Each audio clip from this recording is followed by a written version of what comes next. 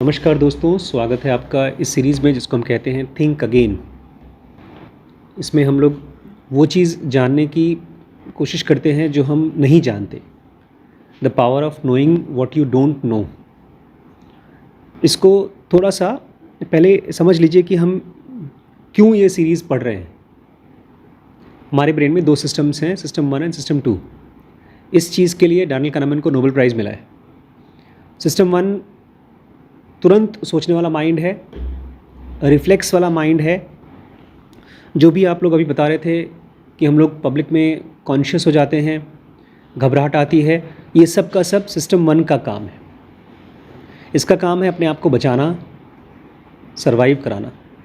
ये हमारे animalistic brain का बहुत सोफिस्टिकेटेड, कई सालों से, लाखों सालों से एनिमल की तरह सरवाइव करने के लिए बना है।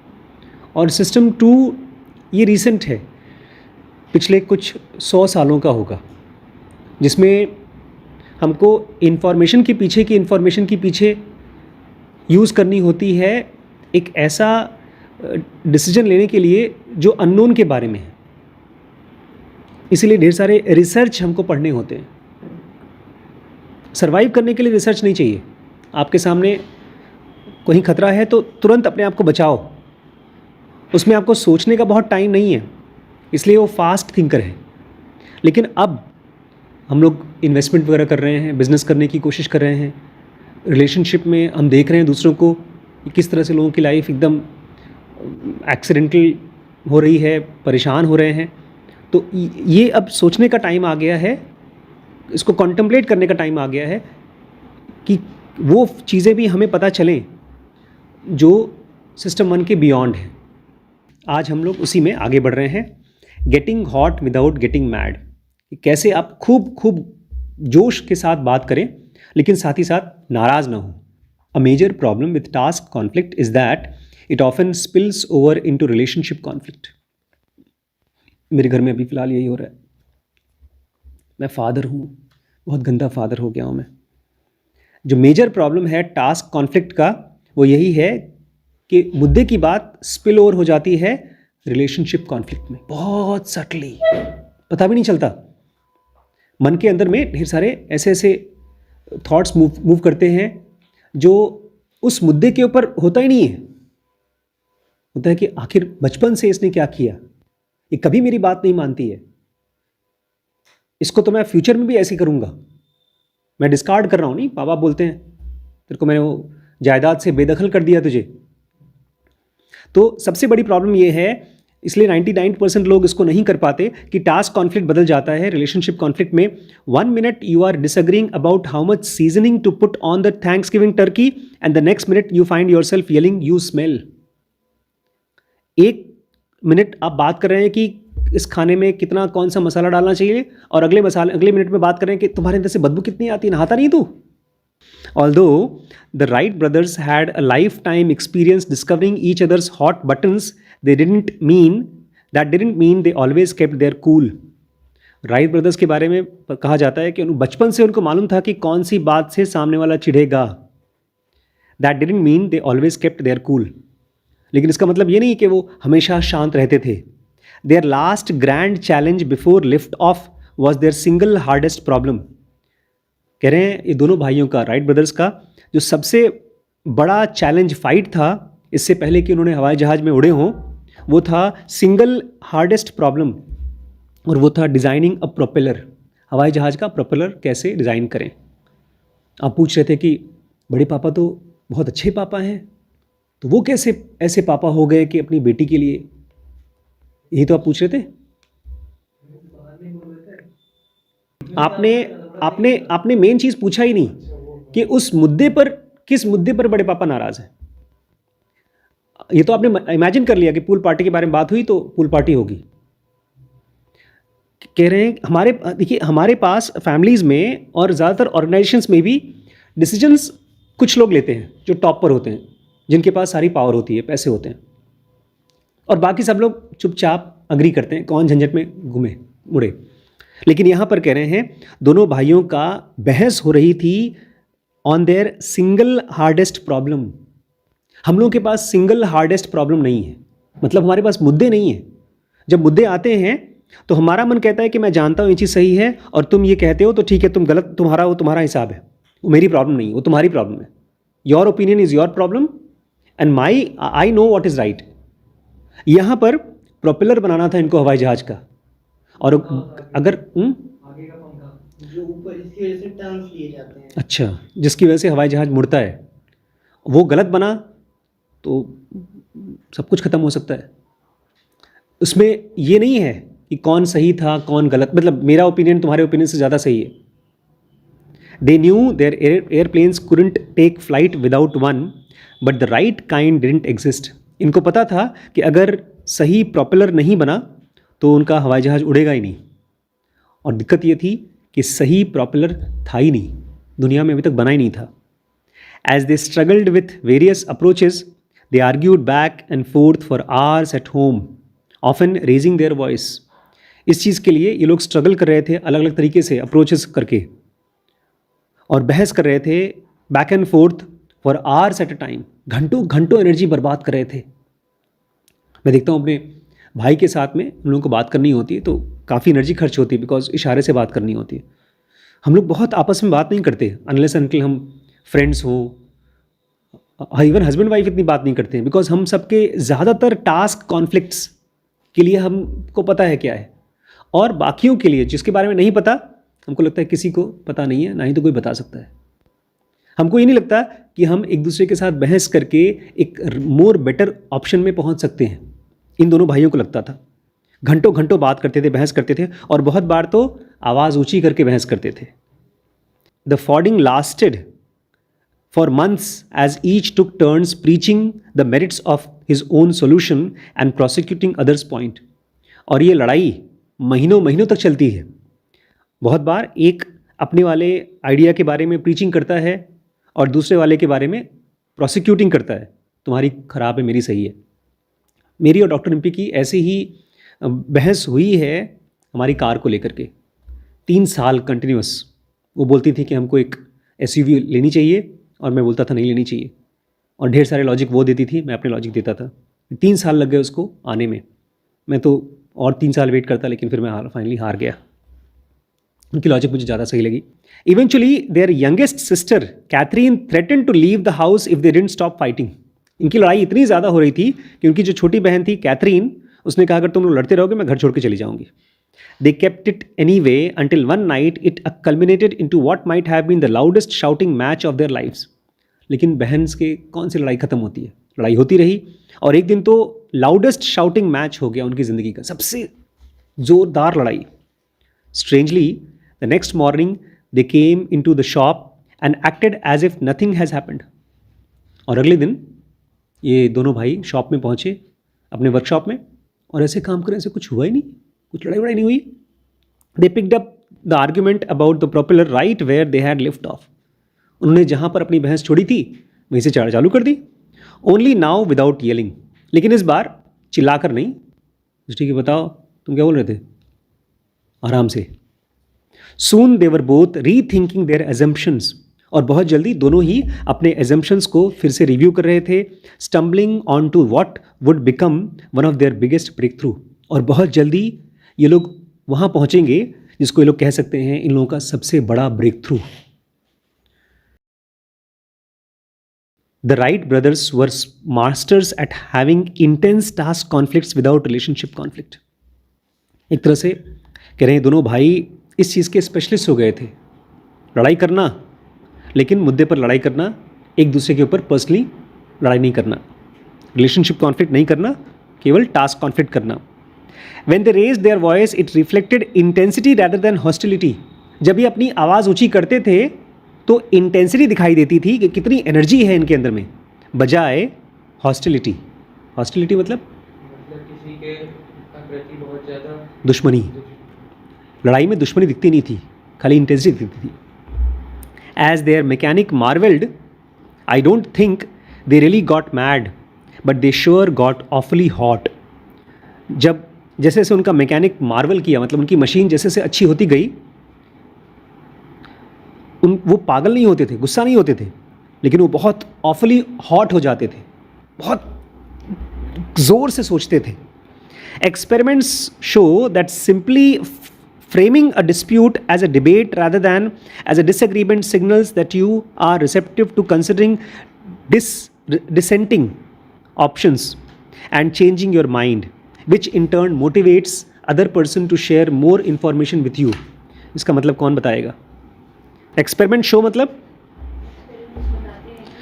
That simply framing a dispute, अगर आप डिस्प्यूट को केवल फ्रेम कर दें नए तरीके से, फ्रेमिंग मतलब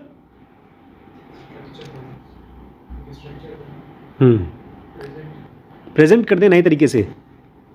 जैसे मुझसे बेचारा बार बार देवांश कह रहा है, बड़े पापा आपको मालूम है रोज़ कितनी तेज़ी से महंगाई बढ़ रही है, उसको क्या बोल रहे थे आप, इन्फ्लेशन कितना ज़्यादा आ रहा है, आपको म्यूचुअल फंड में क्यों नहीं इन्वेस्ट कर रहे हैं, आप एफडी में कैसे पैसा रख सकते हैं।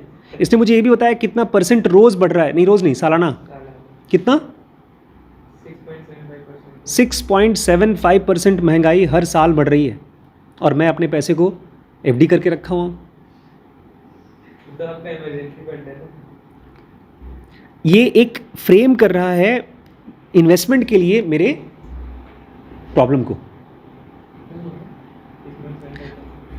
सिंपली फ्रेमिंग अ डिस्प्यूट, जैसे हमारी आपकी जो डिस्प्यूट है, अगर उसको हम नए तरीके से फ्रेम कर दें, किस तरह से फ्रेम करें, डिबेट की तरह, ना कि डिसएग्रीमेंट की तरह।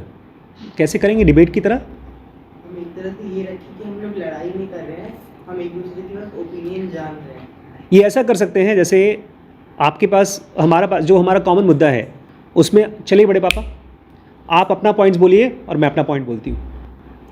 बेटा बाप बेटी बाप छोड़ दो, हटाओ, आप सही आप भी सही मैं भी सही, दोनों के प्रॉस एंड कॉन्स रखते हैं। दुनिया बदल रही है, आपके डबल स्टैंडर्ड नहीं चलेंगे। ये पर्सनल इशू की तरह नहीं, डिसएग्रीमेंट की तरह नहीं कि आपको गलत लगता है तो मैं क्या करूं। ये इसको फ्रेमिंग कैसे करें, एज अ डिबेट। कि इसके लिए ना हम लोगों को ना अपने आप को बताना पड़ेगा कि हम कोई नई चीज़ खोज रहे हैं, हमको कोई ऐसा एंगल चाहिए जो नया है। आजकल जब मैं अपने पिताजी से बात करता हूँ तो मुझे लगता है वो सही है। उनके हिसाब से एक ब्राह्मण फैमिली को ब्राह्मण फैमिली में ही शादी करनी चाहिए, हमेशा मुझे सही लगते हैं वो। और वहीं पर आज मैंने बात की महाजन अंकल से, तो वो कहते हैं कि वो भी पापा की उम्र के हैं, वो कहते हैं भाई शादी तो एक आदमी की पर्सनल लाइफ है, वो किसी भी रिलीजन में शादी कर सकता है, वो भी सही लगते हैं। अब मेरे लिए क्वेश्चन ये है कि कौन ज़्यादा सही है। अगर मैं अपनी बिलीफ को फिक्स्ड लेकर बैठूं कि भाई पेरेंट्स मेरे पेरेंट्स हैं, जो उनकी बिलीफ है वही मेरी बिलीफ है, तब मैं कुछ नया नहीं खोजूंगा। हवाई जहाज़ की ज़रूरत नहीं थी जिसे मैं लोगों ने खोजा था, सब कुछ परफेक्टली दुनिया चल रही थी, एक फितूर था दिमाग में। इसीलिए आपको अपने पास लाना होगा द मोस्ट इम्पॉर्टेंट प्रॉब्लम्स, मतलब एक ऐसा मुद्दा लाना होगा जो बहुत इम्पॉर्टेंट है। आजकल मैं अमित अपने कज़न के साथ जुड़ने की फिराक में हूँ, बिकॉज़ वो एक बड़े बिज़नेस के साथ में इन्वॉल्व है, स्टील के बिज़नेस के साथ इन्वॉल्व है। अभी उसकी कोई बहुत ख़ास ज़रूरत नहीं है कि नौकरी नहीं है, भूखों मर रहे हैं, बट एक इम्पॉर्टेंट इशू हो गया है। वो इतना इम्पॉर्टेंट हो गया है कि मैंने प्लान भी किया है कि हम लोग जाएंगे, मैं वैभव या तो मैं और मेरा भाई दुबई जाएंगे, उसके प्लांट को देख के आएंगे, उसके ऑफिस को देख के आएंगे। उसमें शायद ट्रिप में 50-60 हज़ार रुपये 1 लाख रुपये खर्चा भी होगा, हो सकता है वो सारा का सारा लॉस भी हो जाए, लेकिन वो हमारे बायस में है, हमारे थॉट प्रोसेस में है। हमने अपने आप को बोला है कि हमारा काम, हमारा बिजनेस के लिए हम कंफ्यूज्ड हैं। नहीं तो किसी भी मुद्दे को रीफ्रेम करना डिबेट की तरह नहीं पॉसिबल है। अगर आप किसी भी डिस्प्यूट को डिबेट बना दें बजाय कि disagreement, that you are receptive to considering dissenting opinions. अगर आप डिबेट बनाएंगे ना तो आप सुनना चाहेंगे। मुझे ध्यान आ रहा है जब मेरी और गरिमा की बातचीत चल रही थी, काफ़ी बहस हो रही थी हम लोग की, गर्मा गर्मी से सब लोग सन चुप थे और वो बेचारी अकेली थी, हम सब उसके ऊपर पाउंस कर रहे थे। मैं बिल्कुल सुनने को तैयार नहीं था। और सेम गरिमा का भी था, वो भी सुनने को तैयार नहीं थी। कह रहे हैं अगर आपने अपने मुद्दे को डिबेट बना लिया तो आप सामने वाले के पॉइंट्स को सुनना चाहेंगे। डिसेंटिंग ओपिनियंस को, डिसेंटिंग मतलब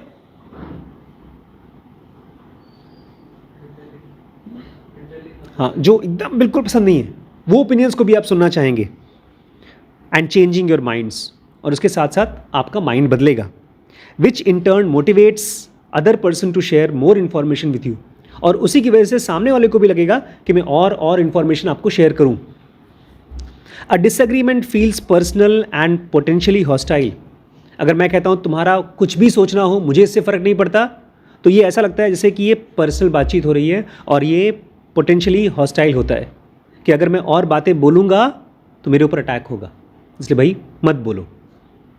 we expect a debate to be about ideas not emotions, और जब हम लोग डिबेट करते हैं, डिबेट नई चीज़ होगी यार, इंटेलेक्चुअल चीज़ होगी। मुझे याद है, इसको हिंदी में बोलते हैं शास्त्रार्थ। लड़ाई नहीं होती है इसमें, दो लोग इकट्ठे होते हैं, अपनी अपनी विचारधारा को शेयर करते हैं। ऐसे लोग जो बिल्कुल ऑपोजिट सोचते हैं, तो डिबेट जो होती है वो होती है आइडियाज़ के बारे में, ना कि इमोशंस के बारे में। Starting a disagreement by asking can we debate sends a message that you want to think like a scientist, not as a preacher or a prosecutor, and encourages other person to think that way too. अगर आप सामने वाले से कह सकें, लेकिन इसके लिए कहने के लिए भी आपको पहले आना पड़ेगा इमोशन से दूर। अगर आप गुस्से में हैं, परेशान हैं, दुखी हैं, तो आप ये नहीं कह सकते कैन वी डिबेट, क्या जिस मुद्दे पर आप मुझसे एग्री नहीं करते हैं, क्या इसके ऊपर हम डिबेट कर सकते हैं, बात कर सकते हैं, ये डिसाइड कर सकते हैं कि किसका पॉइंट ज़्यादा सही है। शास्त्रार्थ, शास्त्रों के ऊपर डिस्कशन करना। जैसे इनके साथ हुआ था राजा जनक के साथ में, उनको लगा कि मुझे भगवान के बारे में जानना है, तो उन्होंने एक डिबेट ऑर्गेनाइज कराया दुनिया भर के सब गुरुओं के थ्रू। उन्होंने इनाम रखा कि जो जीतेगा भगवान के बारे में बताएगा उसको मैं 1000 गाय दूंगा, ऐसे कुछ इनाम था, और जो हारेगा उसको मैं मरवा दूंगा। तो उसमें ढेर सारे गुरु आए थे। कौन गुरु जीता था? अष्टवक्र आए थे, छोटे से 8 साल के थे। बहुत अच्छी कहानी थी वो। तो जब आप ये कहते हैं कि मैं डिबेट करना चाहता हूँ, तो सामने वाले को आप मैसेज भेजते हैं कि मैं एक साइंटिस्ट की तरह, इंटेलेक्चुअल की तरह बात करना चाहता हूँ, ना कि प्रीचर की तरह या प्रोसिक्यूटर की तरह। और सामने वाले को भी आप इनकरेज करते हैं कि तुम भी ऐसे मत सोचो मूर्खों की तरह, साइंटिस्ट की तरह सोचो। The Wright brothers had the benefit of growing up in a family where disagreements were seen as productive and enjoyable. Wright brothers ऐसे फैमिली में बड़े हुए थे कि जहाँ पर बहस करना, डिसएग्री करना कोई बुरी बात नहीं मानी जाती थी, वो प्रोडक्टिव माना जाता था और एन्जॉयबल माना जाता था, अच्छी चीज़ थी। When arguing with others, though, they often had to go out of their way to reframe their behavior. Honest argument is merely a process of mutually picking the beam and motes out of each other's eyes so both can see clearly. क्या मतलब है? Honest argument is merely a process of mutually picking beams and motes out of each other's eyes so both can see clearly. देखिए, तो literal sense में अगर देखा जाए कि हम कहते हैं सामने वाले से मेरी आंखों में कुछ चला गया है, थोड़ा देखना, कचरा चला गया है। मोट्स मतलब कुछ कचरा गया, उसको साफ़ कर दो। लेकिन माइंड में जब कचरा जाता है तो उसको ज़ेनोका बोलती है emotions dominating intelligence. Emotions dominating intelligence. अगर मैं किसी चीज़ को पसंद करता हूँ और वो चीज़ मेरे भविष्य के लिए नुकसानदायक है, ख़तरनाक है, लेकिन मैं पसंद करता हूँ तो मैं करूँगा। यहाँ कह रहे हैं ऑनेस्ट आर्ग्यूमेंट, अगर आप ईमानदारी से बहस करते हैं, इसका मतलब ये है कि एक सामने वाले की आँखों के सामने से, उसके मन में से आप कचरा हटा रहे हैं ताकि दोनों लोग साफ साफ देख सकें। हो सकता है मेरे आँखों में कचरा हो तो हम दोनों बात करके, आर्ग्यू करके, बहस करके कचरा हटा सकें। Wilbur once wrote to a colleague whose ego was bruised after a fiery exchange about aeronautics. Wilbur stressed that it wasn't personal. He saw arguments as opportunities to test and refine their thinking. Wilbur एक बार अपने colleague को, जिसका ego बात करते करते बहुत Bruges हो गया था। ब्रूज मतलब चोट लग गई थी। इस समय इस कमरे में सबसे ज़्यादा ब्रूज्ड ईगो किसका है? तुम्हारा है? चोट लगी है ईगो को। मैंने रात को सपने में देखा कि मेरी एक छोटी सी बच्ची है, नई नई, और पानी में डूबती जा रही है। और उसकी वजह थी कि दिन में मैंने देखा था एक वो व्लॉग, इसमें आप तीनों गए मेरे साथ ट्राइडेंट, वहाँ पर स्विमिंग पूल में स्विमिंग कर रहे हैं हमारी बिटिया रानी का। मैं सोचा था कि बगल के कमरे में है, लेकिन उससे क्या बात करना, उसका ब्लॉग ही देख लेता हूँ। फिर मुस्कुराहट देखनी थी मुझे उसकी, तो सीधे तो मुस्कुरा रही बेचारी, तो मैंने ब्लॉग में देख लिया। जैसे माँ बाप नहीं होते हैं, बच्चों को तो मारेंगे लेकिन बोलेंगे अब हम बहुत याद करें अपने बेटे को। शक्ल देखने का मन नहीं कर रहा है, फ़ोटो देखने का मन कर रहा है। तो मैं भी उसी कैटेगरी में आ चुका हूँ, बूढ़ा माँ बाप। और फिर सपने में देखा कि वो बेचारी डूबती जा रही है। ब्रूज्ड ईगो, इसको कैसे पहचानेंगे हम कि हमारा ईगो ब्रूज्ड है? ब्रूज मतलब चोट लगा हुआ। कैसे पहचानेंगे कि आपका ईगो बात करते करते या किसी घटना में उसको बहुत चोट लग गई है? नॉर्मल ईगो अच्छी चीज़ होती है। घमंडी आदमी खराब होता है, लेकिन एक नॉर्मल ईगो चाहिए होता है किसी भी काम को करने के लिए। आपको कोई चैलेंज करता है कि तुम्हारा ये पीस जो तुमने बताया गलत है, तो आपको लगता है अच्छा कैसे गलत है, आप बहस करना चाहते हैं, फाइट करना चाहते हैं। ये है नॉर्मल ईगो। और जब ब्रूज्ड ईगो होता है तो क्या नहीं करते आप? बात ही नहीं करते। ठीक है, गलत हो तो हूँ, वक्त ने किया वो सितम, तुम रहे ना तुम, हम रहे ना हम, बात खत्म। तो विल्बर ने एक अपने कलीग को चिट्ठी लिखी कि यार ये जो तुम दुखी हो रहे हो हमारी बहस की वजह से एरोनॉटिक्स के बारे में, पर्सनली मत लो, इट वॉजंट पर्सनल।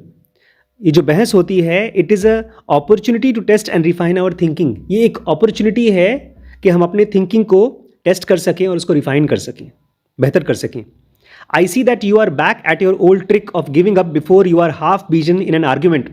और विल्बर लिखता है हार गए बहस करने से, अभी तो तुम, I see that you are back at your old trick of giving up, तुम अपने पुरानी ट्रिक में आ गए। जैसे ही जरा सा किसी ने मारा गिव अप कर दिया। Before you are half beaten, अभी तक तो तुमने ठीक से मार भी नहीं खाई मुझसे। मतलब बहस करके पहले अच्छे से हारो, उसके बाद गिव अप करो, तुम पहले गिव अप कर रहे हो। I feel pretty certain of my own ground, but as anticipating the pleasure of good scrap before the matter was settled, discussion brings out the new ways of looking at things. Wilbur कहते हैं I feel pretty certain about my own ground, जो चीज़ मैं सोच रहा हूँ उसके बारे में मैं काफ़ी पक्का हूँ, but was anticipating the pleasure of a good scrap, मतलब कोई जो इसका ओपिनियन था उसके खिलाफ कुछ बोलता। I was anticipating the pleasure of good scrap. Anticipating मतलब जैसे आप यहाँ आए और आपको लगे कि बड़ी अच्छी क्लास चलेगी, वो तो है एंटिसिपेशन। आई वॉज एंटिसिपेटिंग, किस चीज़ को एंटिसिपेट कर रहा था यार? नहीं, प्लेजर ऑफ गुड स्क्रैप। अच्छा लगेगा कि इसके आइडियाज को रिफाइन, जब मैं तुम्हारे साथ बहस करूंगा अच्छी तो मजा आएगा यार, तुम वैसे ही हार के मांगे। बिफोर द मैटर सेटल्ड, ये कह रहे हैं अभी मैटर को सेटल मत होने दो, पहले फाइट करके मजा लो। Discussion brings out new ways of looking at things. जब हम डिस्कस करते हैं तो चीज़ों को देखने का एक नया तरीका निकल के आता है। When they argued about the propeller, the Wright brothers were making a common mistake. जब ये प्रोपेलर्स के बारे में बहस करते थे तो एक कॉमन मिस्टेक कर रहे थे दोनों भाई। Each was preaching about why he was right and why the other was wrong. दोनों इसी बात पर बहस कर रहे थे कि क्यों वो खुद सही है और सामने वाला गलत है। When we argue about why, we run the risk of becoming emotionally attached to our position and dismissive of the other side. मतलब when we argue about why, जब हम बहस करते हैं और ये देखते हैं कि क्यों मैं सही हूं या क्यों तुम गलत हो, तो उसमें हम क्या गलती करते हैं? खुद के जो डिसीजंस हैं उससे, जो उनकी वो थ्योरी है उससे अटैच हो जाते हैं, सामने वाले को उसके साथ हम इमोशनली अटैच्ड हो जाते हैं। ज़ेनोगा में इमोशंस को पता है क्या कहा गया है? किसी को याद है? ई सेंटर का डेफिनेशन में ई सेंटर को कैसे डिफाइन किया गया है? एक ऐसी चीज जो हम करते हैं और बाद में सोचते हैं कि सही है कि गलत, और ये भी कि मोस्ट लाइकली बाद में हम पछताएंगे उसके लिए। पहले पता है गलत है, बट बाद में उसको लिए सॉरी वॉरी बोल लेंगे, वो है ई सेंटर। इसलिए ई सेंटर को आई सेंटर से एकदम अलग रखा गया है। अगर ज़ेनोगा को देखा जाए तो उसमें दो ही पार्ट है हमारे ब्रेन में, एक स्टूपिड बेवकूफ़ और एक इंटेलिजेंट। और ई सेंटर को होना ज़रूरी है अगर आपको फिजिकल वर्ल्ड में जीना मरना है। अगर आप स्टूपिड ब्रेन के साथ में नहीं इन्वॉल्व हैं तो आप फ्री हो जाएंगे, मुक्त हो जाएंगे। यहाँ कह रहे हैं कि अगर वाई के बारे में आर्ग्यू करेंगे तो इमोशनल अटैच होंगे, अगर हाउ के बारे में आर्ग्यू करेंगे तो इमोशनल अटैच। अगर मैं आपसे बहस करूं कि मैं क्यों सही हूं या तुम क्यों गलत हो तो मैं इमोशनल हो रहा हूं। मैं सही मुद्दे के बारे में और डेप्थ में नहीं जाना चाहता, and dismissive of the other side, और साथ ही साथ मुझे आपकी बात सुननी नहीं है। We are more likely to have a good fight if we argue about how. जब मैंने उसको पूछा तो तुम क्यों गई पूल पार्टी में, वो हाउ उसने पॉइंट आउट करने की कोशिश की, लेकिन मैं वाई के पीछे पड़ा हुआ था। उसने मुझे बताया कि मेरे फ्रेंड्स ने मुझे ताना मारा। अगले दिन जब इसकी फ्रेंड्स के चैटिंग हो रही थी तब भी इसने मुझे हाउ बताया कि कैसे बातचीत शुरू हुई, हाउ, लेकिन मैंने उसको डिसमिस कर दिया। इसलिए उसको लगता होगा कि मैं तो सही हूँ बिकॉज मैं तो आपको हाउ बता रही हूँ, और मैं क्या देख रहा हूँ, क्या सुन रहा हूँ, किया क्यों तुमने, कैसे किया। When social scientists asked people why they favor particular policies on taxes, healthcare or nuclear sanctions, they often double down on their convictions. जब सोशल साइंटिस्ट्स ने रिसर्च में लोगों से पूछा कि आप किसी पॉलिसी को, टैक्स पॉलिसी को क्यों फेवर करते हो, किसी हेल्थ केयर पॉलिसी को क्यों फेवर करते हो, या किसी न्यूक्लियर सैंक्शन को, किसी बड़े न्यूक्लियर पावर प्लांट को रखने के लिए क्यों फेवर करते हो, they often double down on their conviction. मतलब double down on their conviction, दोबारा से सोचते हैं उस चीज़ पे, जो खुद का कन्विक्शन है उस पे और इमोशनल अटैच रहते हैं। हाँ, डबल डाउन मतलब हम पहले तो थोड़ा डाउट में थे, अब तो और पक्का है वैसे ही करेंगे, ये डबल डाउन। हो सकता है वो पॉलिसी गलत हो, वो डिसीजन गलत हो, लेकिन जब लोग पूछते हैं उनसे तो लोग और डबल डाउन कर देते हैं, उनका भरोसा और पक्का हो जाता है। Asking people to explain how these policies would work in practice and how they had explain them to an expert activated a rethinking cycle. और वहीं पर अगर उनसे पूछा ठीक है आपका भरोसा सही है कि ये वाला टैक्स नियम आना चाहिए, जैसे आजकल बड़ा एक ख़तरनाक टैक्स नियम के बारे में बोल रहे हैं, उसको बोलते हैं कौन सा टैक्स का नाम क्या है, जिसमें मेरी प्रॉपर्टी मेरे बच्चे को जाएगी तो उसमें से ढेर सारा टैक्स चला जाएगा, इनहेरिटेंस टैक्स। इनहेरिटेंस टैक्स वो एक पॉइंट पर मैंने देखा, किसी ने शेयर किया था, पता नहीं झूठ ही है शायद, कि अगर आपने कमा रखा है 1 करोड़ रुपए और वो पैसा आपके बच्चे को देंगे तो उसके ऊपर लगेगा 97% टैक्स। ये लोग डबल डाउन कर रहे हैं। नहीं, पहले सुन लीजिए। हाँ, वही तो बता रहा हूँ। ये बताइए कि इनहेरिटेंस टैक्स होना चाहिए कि नहीं होना चाहिए, कि एक बाप ने ढेर सारा पैसा कमाया 100 करोड़ रुपए, और जब उस बच्चे को देने का टाइम आया तो उसमें से 97 करोड़ गवर्नमेंट को दो, 3 करोड़ बच्चे को दो। क्यों क्यों यार, अंबानी ने इतना ढेर सारा काम किया, 1000 करोड़ कमाया, और वो अपने बेटे को देता है, वो उस पैसे को लुटाता है, डुबाता है दारू, और वो बड़े बड़े प्लेन खरीदता है, अय्याशी करता है। वो पैसा तो गवर्नमेंट के पास जाना चाहिए, और रोड वोड बनना चाहिए कि नहीं बनना चाहिए। ऐसा बकवास है। अगर वो दिखाएंगे कि गवर्नमेंट के पास जा रहा है, वो अपना जो पावर में होगा वो रख लेगा पैसा, आपको दिख कहाँ रहा है पैसा कहाँ जा रहा है। अगर अच्छा मोदी जैसा प्रेसिडेंट हुआ, प्राइम मिनिस्टर हुआ तो रोड बनवाएगा, कुछ नहीं बनवाएगा, बल्कि ना तो गवर्नमेंट को भी नहीं मिलना चाहिए। मुझे तो लगता है उसके बेटे को मिल रहा है, और ये तो उसके बाप का डिसीजन है ना कि वो दे रहा है कि नहीं। वो उसके बाप का पैसा है, उसके बेटे को क्यों मिले? जब बेटा काम ही नहीं कर रहा तो उसको बेटे को क्यों मिले? आप कह रहे हैं कि मेरा पैसा आपका है मेरे जाने के बाद, क्यों? अब ये समझदारी गवर्नमेंट की है, तो ये तो उसका बाप समझदार होगा तो वो अपना फिलॉसफी कर देगा। इसी को बोलते हैं डबल डाउनिंग योर कन्विक्शन। आपका कन्विक्शन ये है कि ये पॉलिसी गलत है, ये डिसीजन फादर को लेना चाहिए कि पैसा किसके पास जाएगा। लेकिन आपके हिसाब से ये सही नियम है कि नहीं, ये डिसीजन फादर का तो है, लेकिन ये अगर गवर्नमेंट बोलती है फादर अपने बेटे को देगा तो 97% टैक्स। 97 ये थोड़ा कम होना चाहिए। कितना? कौन 50 हुआ? 30-40 तो होना चाहिए। 30-40% गवर्नमेंट को जाना चाहिए। नहीं जाना चाहिए। अरे डबल डाउन किसका हुआ मुझे नहीं समझ। आपका, किस आपने डिसाइड कर लिया कि ये पॉलिसी गलत है, हाँ, डिसाइड किया। हाँ, ये गलत है ये पक्का कैसे है आपको, इतना पक्का कैसे है? क्योंकि हमने पहले जो बाप ने पैसा कमाया है उस पे भी तो टैक्स दे रखा है उसने। ये एक आपका रीज़न है, लेकिन आप क्या इस चीज़ को रीथिंक करोगे कि सर मुझे पता नहीं है कि ये पॉलिसी क्या है, कैसे है, मुझे नहीं पता। ये लोगों से जब पूछा गया, ठीक है आपकी भरोसा सही है, ये बताओ जब इसको लागू किया जाएगा तब कैसे ये काम करेगा? तब क्या करेंगे लोग, क्या करेंगे जैसे बाप को अगर नहीं देना होगा जाके जमीन खरीदेगा, इधर उधर चीज खरीदेगा उसके नाम पे देगा। नहीं देखिए, अभी टैक्स के बारे में नहीं बात कर रहे हैं, ये कह रहे हैं लोगों से जब पूछा गया। देखिए इसमें दो चीज़ें हैं, एक वाई और दूसरा दो सवाल है। मान लीजिए मैं आपसे पूछता हूँ, आपको मैंने अपने घर में नौकरी पे रखा और मैं आपको पूछता हूँ कि मुझे आपको नौकरी पे क्यों रखना चाहिए, तो आप क्या बताएंगे, क्या वजह है? क्यों नौकरी पे रखना चाहिए? नौकरी पे रखा है और अब सैलरी देने की बात आ गई, दो ऑप्शन है, एक 1 लाख रुपये महीना और एक 5,000 रुपये महीना, तो कितना मुझे देना चाहिए आपको और क्यों?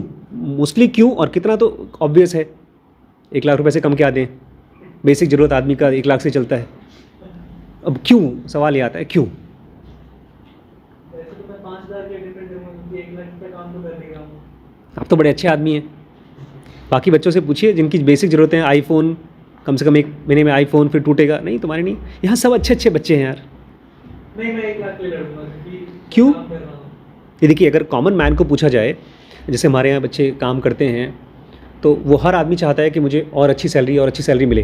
किसी के मन में ये क्वेश्चन नहीं आता है कि उस सैलरी के बदले में मुझे कितना कंट्रीब्यूट करना होगा ज़्यादातर।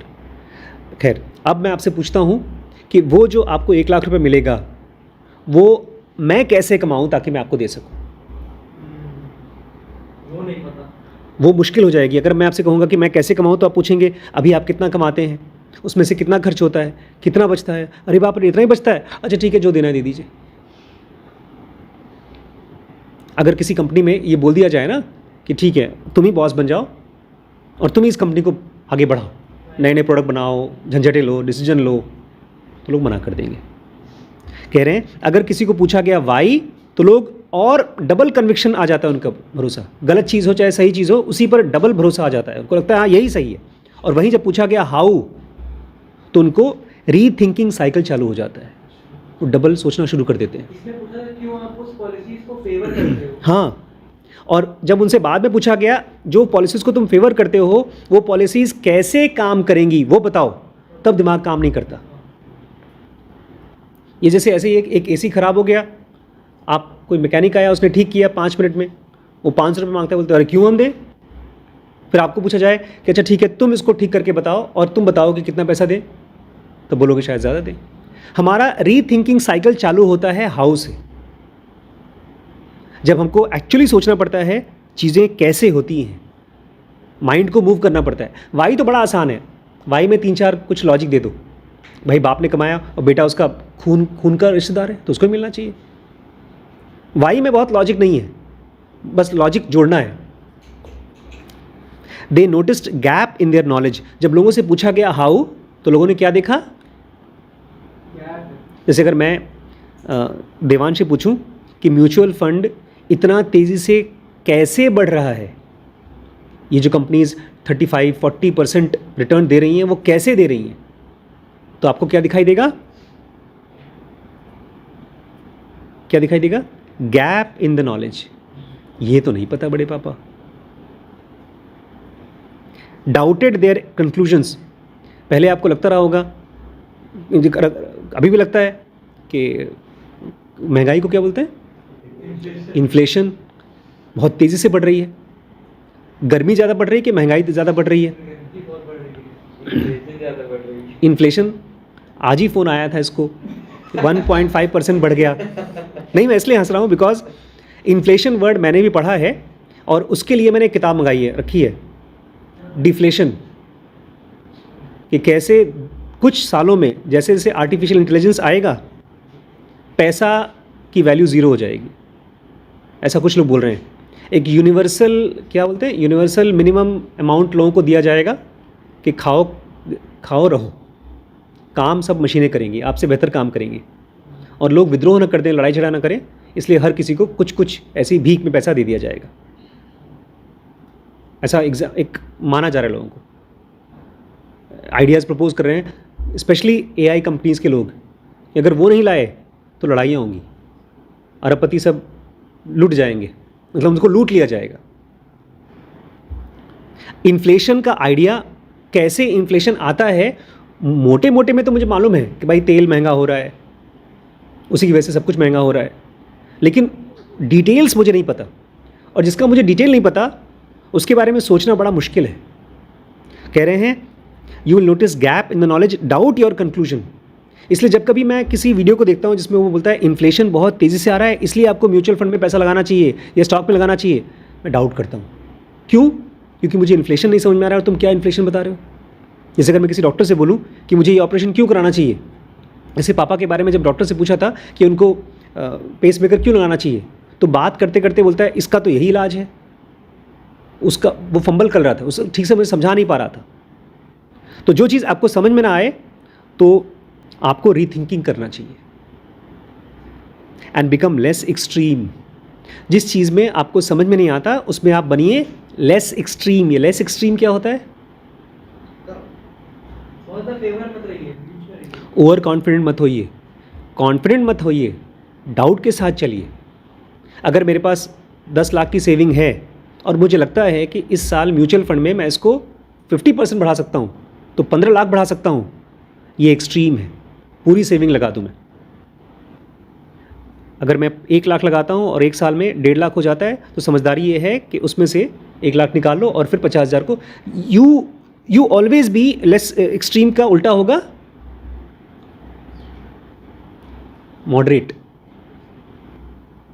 And they were now more curious about alternative options. आप लोगों को फर्स्ट चैप्टर पढ़ना चाहिए। नहीं, फर्स्ट चैप्टर नहीं था, एक चैप्टर है इसका, स्पेशली आपको पढ़ना चाहिए। आपने शायद पढ़ा हो साइकोलॉजी ऑफ मनी का, क्योंकि फाइनेंशियली देखा जाए तो घर ओन करना एक नुकसानदायक सौदा है, लेकिन इमोशनली और साइकोलॉजिकली घर ओन करना बहुत सुकून का चीज़ है।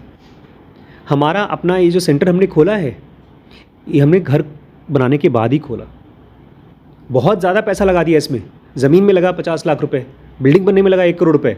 वो सारे पैसे को हम चाहते तो 5 साल पहले किसी सेंटर को लगा दिया होता और चालू कर दिया होता, वो फाइनेंशियली ज़्यादा सही होता, लेकिन हम घबरा रहे थे। घबराना अच्छी चीज़ है। You become curious about alternative options. देखो अभी स्पेशली आप लोगों की उम्र में, मेरी उम्र में भी तो अब सच है ही, बिकॉज मैं तो वैसे सोचता ही हूँ, आपकी उम्र में you have to be more and more doubtful and more curious about alternatives. जब भी कुछ सुने, कुछ समझें, तो बोले ठीक है ये तो मैं समझ गया, और चीज़ें बताओ मुझे। ये जो बड़ी बड़ी कंपनीज़ हैं, हमने उसमें पढ़ा था, एक सीरीज़ है गोल्डन टैप करके बुक है, दीपक कुछ नाम है उसका। वो कहता है 2 टाइप की कंपनीज़ हैं दुनिया में। एक तो बड़ी बड़ी पेड़ की तरह, क्या बोलते हैं उसको, यूएस में उसको उस टाइप के पेड़ होते हैं, एक सिंगल मोटा तने वाला पेड़, उसका पेड़ का नाम नहीं पता मुझे। और एक होता है बरगद की तरह पेड़, पाम बोलते हैं। खैर जो भी आपको इमेजिनेशन आ रही है, एक पेड़ खूब मोटा सा ऊंचा जा रहा है, बहुत ऊंचा, और दूसरे बरगद की तरह।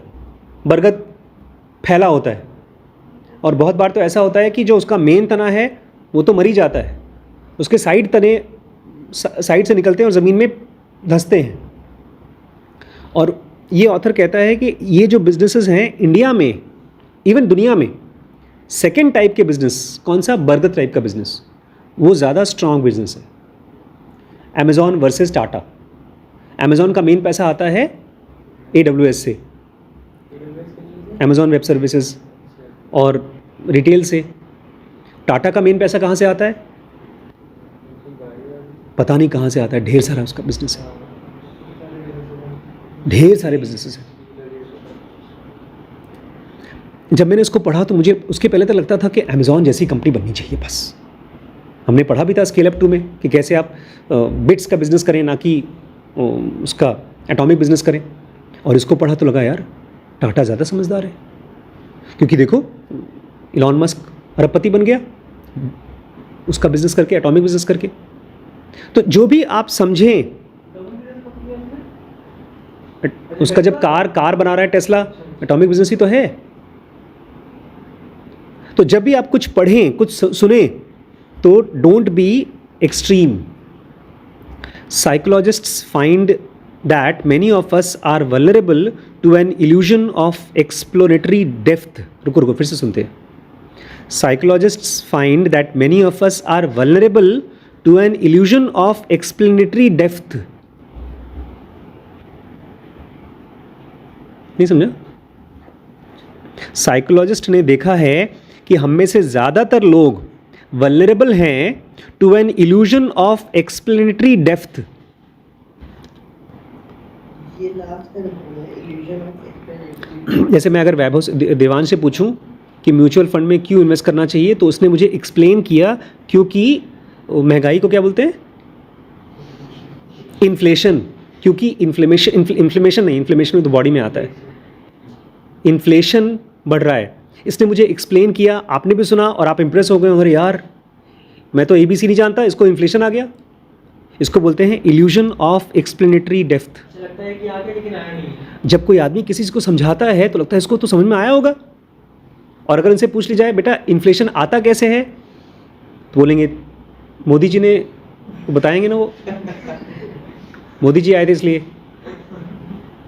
जब आप किसी को कुछ एक्सप्लेन कर लेते हो ज़रा सा, तो आपको इल्यूजन होता है कि मेरे पास डेप्थ है। और खाली दूसरे को नहीं लगता, आपको भी लगता है कि मेरे पास डेप्थ है। Take everyday objects like bicycle, a piano और ईयरबड्स। 3 एग्जाम्पल लीजिए आपकी रोज़मर्रा की लाइफ में, साइकिल, पियानो या earbuds. How well do you understand them? कितने अच्छे से आप इनको समझते हैं? People tend to be over confident about their knowledge. अगर आपसे पूछा जाए तो आप अपने इस ज्ञान के बारे में बहुत ओवर कॉन्फिडेंट होंगे।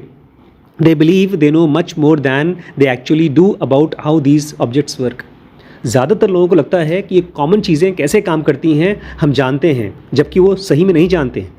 We can help them see the limits of their understanding by asking them to unpack the mechanisms. अगर आप लोगों से पूछना शुरू कर दें, ठीक है बताओ साइकिल कैसे काम करता है, पैडल जब मारते हैं तो चेन और उसके बाद गियर एक दूसरे के साथ कैसे कनेक्ट होते हैं, अगर आप उनसे ये पूछ लें अनपैक द मैकेनिज्म, इसका मैकेनिज्म बताओ, तो वो फंबल करेंगे। उनको समझ में आ जाएगा कि उनकी नॉलेज की लिमिट्स कितनी हैं। How do the gears on the bike work?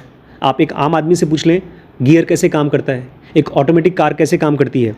How does the piano make music, कैसे पियानो म्यूज़िक बनाता है। How do earbuds transmit sound from your phone to your ears. एक सिंपल सी चीज़ हम रोज़ ही यूज़ करते हैं, ईयरबड्स। वो कैसे आपके ईयरबड्स कैसे आप आवाज़ आपके फ़ोन से आपके आवाज़ तक पहुँचाते हैं, आपके फ़ोन से आपके कान तक आवाज़ कैसे पहुँचाते हैं। People are surprised by how much they struggle to answer those questions and quickly realise how little they actually know. लोग सरप्राइज हो जाते हैं अपने नॉलेज के बारे में और अचानक से उनको लगने लगता है कि हम बहुत कम जानते हैं। That's what happened to Wright brothers after their yelling match. और यही राइट ब्रदर्स को होता था जब वो बहस करते थे, तो उनको लगता था ये तो हमको पता ही नहीं है यार। हम लोगों को ज़्यादातर नहीं लगता, हम लोग जब एक दूसरे के साथ बात करते हैं और हंसते हैं एक दूसरे के ऊपर, तो उनको लगता है हम जानते हैं। Next morning the Wright brothers approach the propeller problem differently. अगले दिन वो सोए, उन्होंने REM स्लीप देखा होगा, कुछ नए नए ब्रेन में कनेक्शंस डेवलप हुए होंगे, तो उन्होंने इस प्रोपेलर प्रॉब्लम को नए तरीके से देखा। Orville showed up at shop first and told their mechanic that he had been wrong. Orville shop में पहले आया और उसने अपने मैकेनिक से कहा यार जो मैं बता रहा था ना वो सब गलत है। They should design the propeller Wilbur's way. उसने कहा मेरे भाई विल्बर का सही तरीका है, उसके हिसाब से बनाओ। Then Wilbur arrived and started arguing against his own idea. Wilbur आया, बोलते नहीं भाई तुम्हारा आइडिया सही है, suggesting that Orville might be right, शायद तुम्हारा वाला सही है। As they shifted into scientist mode, they focused less on why different solutions would succeed or fail and more on how these solutions might work. और जब ये mode change हुआ तो उन्होंने इस पर बात करना बंद कर दिया, फोकस करना बंद कर दिया कि क्यों सामने वाले का काम नहीं करेगा, और इस पर काम करना शुरू कर दिया कि कैसे ये काम करेगा, सॉल्यूशंस कैसे काम करेंगे. Finally they identified problems with both of their approaches. और फिर उनको दोनों को पता चला कि दोनों के अप्रोच में गलतियां हैं. And realised they were both wrong. और दोनों को समझ में आया कि दोनों गलत थे. We worked out a theory of our own on the subject and soon discovered. तो दोनों ने अपनी जो सोचा था उसके ऊपर एक थियरी बनाया और डिस्कवर किया that all the propellers build hereafter are all wrong.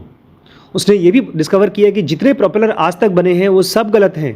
He exclaimed that their new design was all right till we have a chance to test them down at Kitty Hawk and find out differently.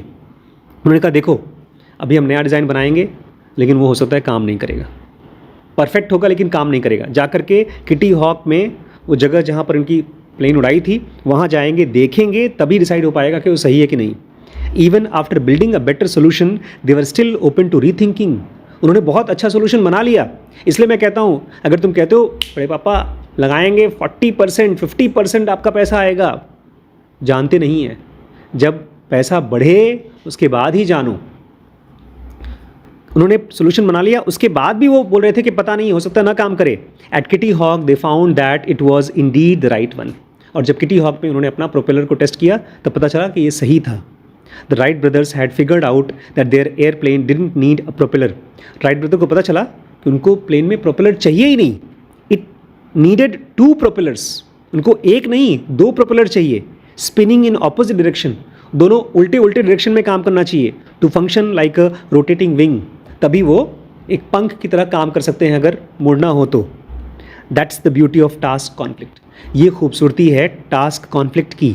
In a great argument our adversaries is not a foil but a propeller. जहाँ पर बहुत अच्छी बहस होती है वहाँ हमारे opposite में जो हैं हमारे एडवर्सरीज जिनको हम दुश्मन मानते हैं वो हमारे दुश्मन नहीं हैं, दे आर प्रोपेलर्स. उनको धक्का मारते हैं और गहरे सोचने के लिए. With twin propellers spinning in different divergent directions, our thinking doesn't get stuck in one ground, it takes flight. इतना अच्छा लिखा है. जब 2 प्रोपेलर्स अलग अलग डायरेक्शन में काम करते हैं तो हमारी थिंकिंग एक जगह पर फंस नहीं जाती है. It takes flight. वो और ऊंची उड़ती है, हम और गहरे सोच पाते हैं. ये है getting hot without getting mad, कि थॉट्स को और ऊंचाई पर ले जाना और गहराई पर ले जाना.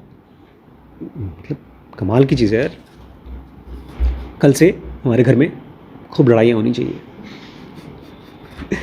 ठीक है.